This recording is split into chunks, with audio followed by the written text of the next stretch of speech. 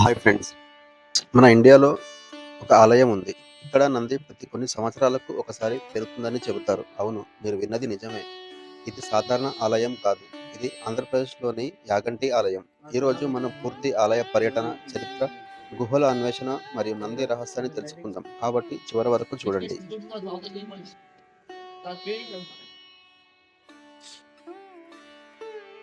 ప్రకృతి ఒడిలో ఉమామహేశ్వరులు కొలువుదీరిన దివ్యక్షేత్రం యాగంటి. ఈ టెంపుల్ వచ్చి నంద్యాల నుంచి 48 కిలోమీటర్స్ మరియు మన హైదరాబాద్ నుంచి వచ్చి 291 కిలోమీటర్స్ దూరంలో ఉంది.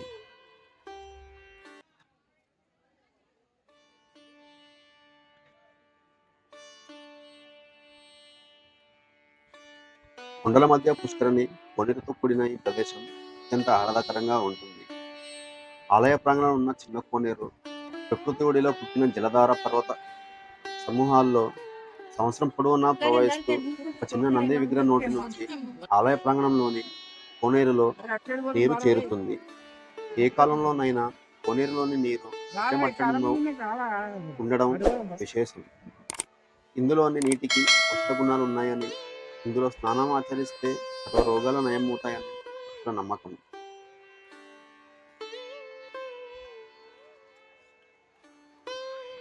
ఆంధ్రప్రదేశ్లోని కర్నూలు జిల్లా బనగానపల్లె సమీపంలో ఉన్న యాగంటి శ్రీ ఉమామేశ్వర ఆలయాన్ని 15వ శతాబ్దంలో విజయనగర సామ్రాజ్య రాజులైన హరిహర బుక్కరాయలు నిర్మించారు. పూర్వం అగస్త్య మహర్షి ఇక్కడ వెంకటేశ్వర స్వామి విగ్రహాన్ని ప్రతిష్ఠించాలని అనుకున్నారు. కానీ విగ్రహం తయారీలో బొటనవేలు గోరు విరగడంతో దానిని అశుభంగా భావించి శివుని కోసం తపస్సు చేశారు. అప్పుడు పరమశివుడు ప్రత్యక్షమై ఈ ప్రాంతం కైలాసాన్ని పోలి ఉంటుంది కాబట్టి ఇక్కడ శివలింగం ప్రతిష్ఠ సరైనది అని చెప్పడంతో అగస్త్యుడు ఉమామహేశ్వర స్వామిని ప్రతిష్ఠించారు.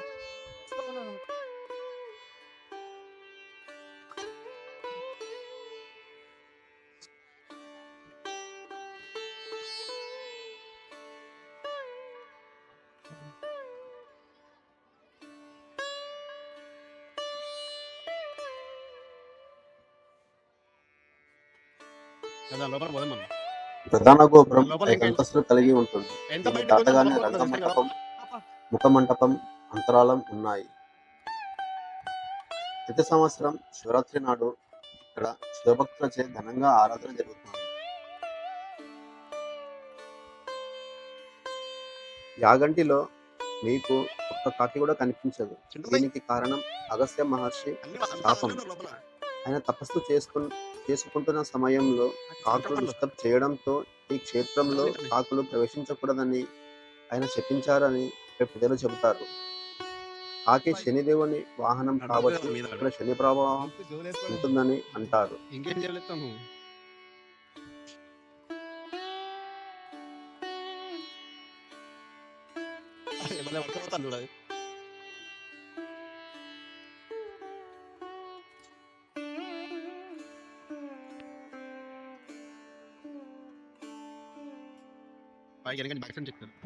మీరు చూస్తున్న ఈ కొండపైన సర్కిల్లో ప్రతి కార్తీక పున్నమి నాడు జ్యోతి వెలిగించబడుతుంది.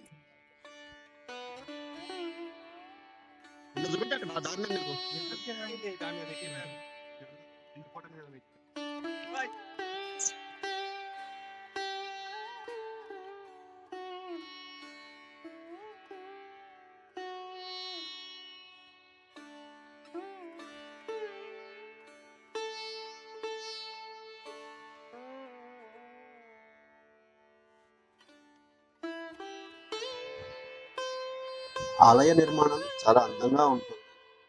రాతి శిల్పాలు మరియు మండపం డిజైన్ చూస్తే పురాతన హస్తకళ ఎంత గొప్పదో తెలుస్తుంది.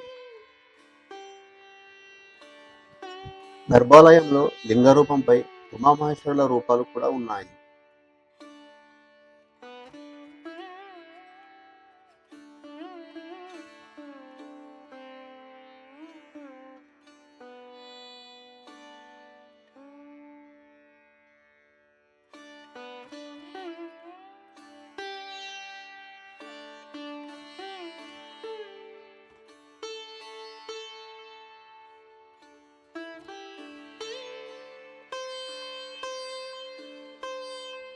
ఇక్కడి నంది విగ్రహం ప్రతి ఏటా కొద్దిగా పెరుగుతుందని, దీనిపై చేసిన శాస్త్రీయ పరిశోధనలు కూడా నిజమేనని తేల్చాయని భక్తుల నమ్మకం.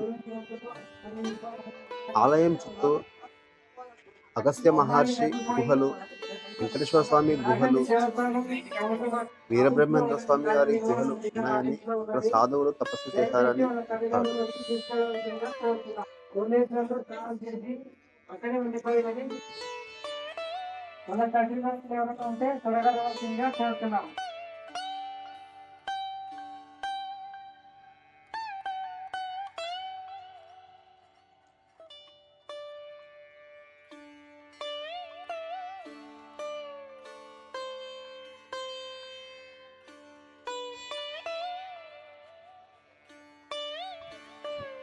ఈ యాగంటి ఆలయం నంది విగ్రహానికి యాగంటి బసవన్న అని పేరు.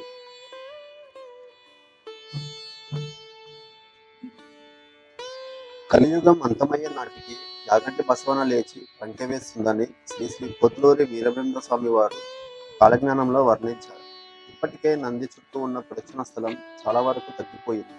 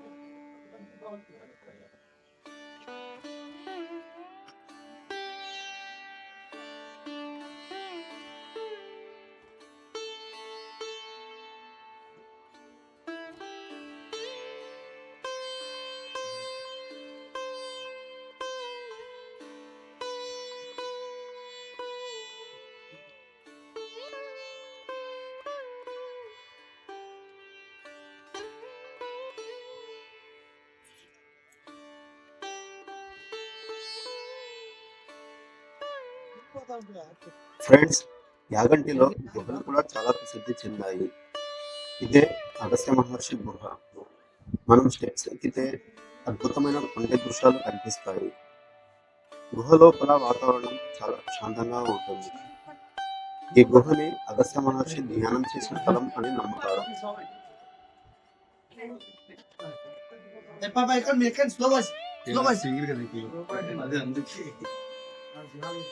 ఫ్రెండ్స్, ఈ గుహలోకి వెళ్ళడానికి 26 మెట్లు ఉంటాయి.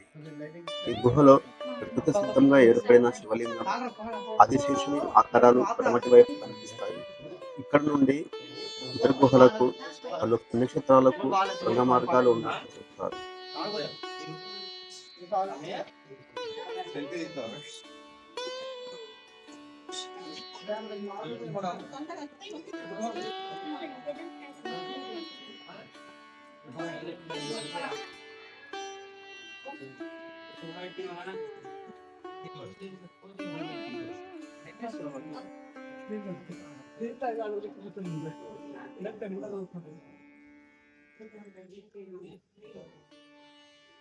ఇక్కడే పెద్ద రాసు.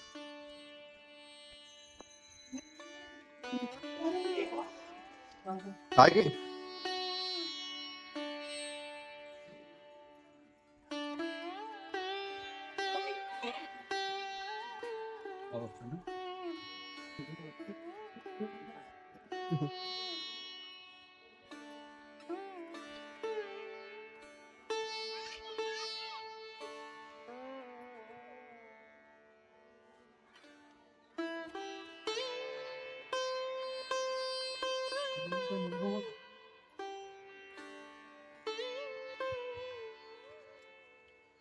ఇందులో పోదామా?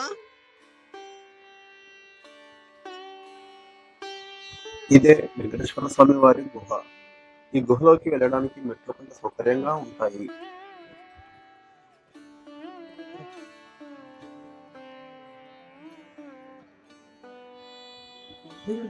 ఈ గుహలో శ్రీ వెంకటేశ్వర స్వామి వారి విగ్రహాన్ని శ్రీ అగస్త్య మహర్షి ప్రతిష్ఠించారంట.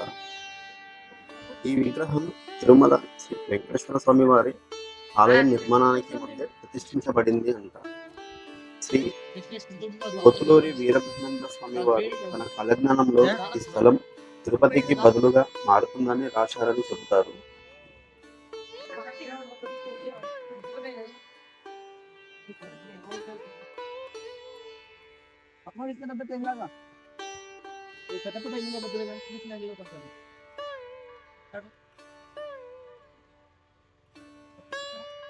మూడు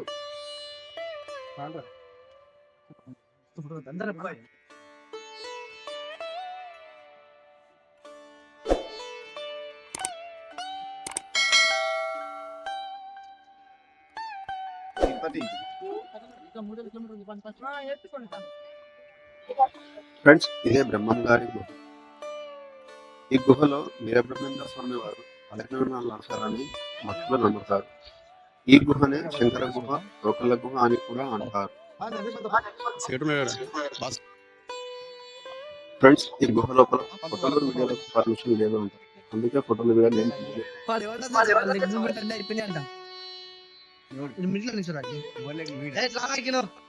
ఫ్రెండ్స్, మీకు ఈ వీడియో నచ్చినట్లయితే లైక్, షేర్ అండ్ సబ్స్క్రైబ్ చేయండి. Thank you.